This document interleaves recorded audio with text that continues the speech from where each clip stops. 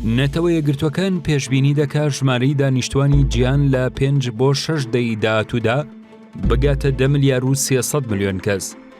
بە گوێرەی داتاکانی نەتەوە یەکگرتووەکان بە تەنها لە ماوەی 12 ساڵدا 1 ملیار کەس لە جیهاندا زیادی کردووە و ڕۆژی 15 دەی 2022 ژمارەی دانیشتوانی جیهان لە 7 ملیارەوە گەشتە 8 ملیار کەس.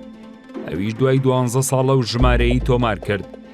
بەڵام بە گوێرەی زانیاریەکانی نەتەوە یەکگرتووەکان بۆ گەشتنی جیهان بە 9 ملیار کەس نزیکەی 15 ساڵ دەخایەنێت، واتە تا ساڵی 2037 ئەو ڕێژەیە تۆمار دەکا.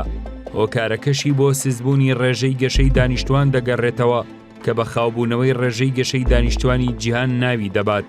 لە کاتێکدا ساڵی 1970 ژمارەی دانیشتوان 5 ملیار کەس بووە. نەتەوە یەکگرتووەکان ئاشکرای دەکات ڕێژەی منداڵبوون بە شێوەیەکی بەرچاو لە دابەزیندایە. تێکرای ژمارەی منداڵبوونی زیندوو بۆ هەر ژنێک ئێستا نزیکەی 1 کەس کەمترە بەراورد بە ساڵی 1990. لە ئەنجامدا ڕێژەی منداڵبوون لە جیهاندا 2.3 منداڵی زیندوو بۆ هەر ژنێکە. لە ساڵی 2024 تاوەکو ساڵی 2054 دەگاتە 4.77 منداڵ.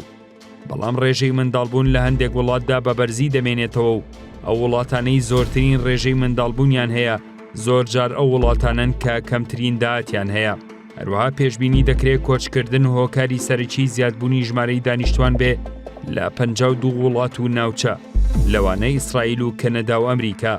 پێشبینی دەکرێت لە ئەفریقای باشوور ژمارەی دانیشتوان بە شێوەیەکی بەرچاو زیاد بکە، بە مەزەندەکردنی لە 79 زیادبوونی ژمارەی دانیشتوان بۆ 2.2 ملیار کەس تا ساڵی 2054.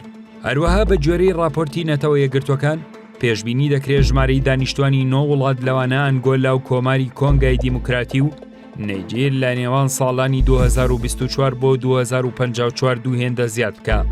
لە ئەنجامدا ڕەنگە ڕیزبەندی زۆرترین دانیشتوانی وڵات بگۆڕێ و پێدەچێت نەیجیریا و کۆماری کۆنگۆی دیموکرات پێش ئەمریکا بکەوێ. هەروەها کۆماری یەکگرتووی تانزانیاش ئەگەری هەیە تا کۆتایی سەدا بچێتە ناو لیستی 10 وڵاتی زۆرترین دانیشتوانەوە.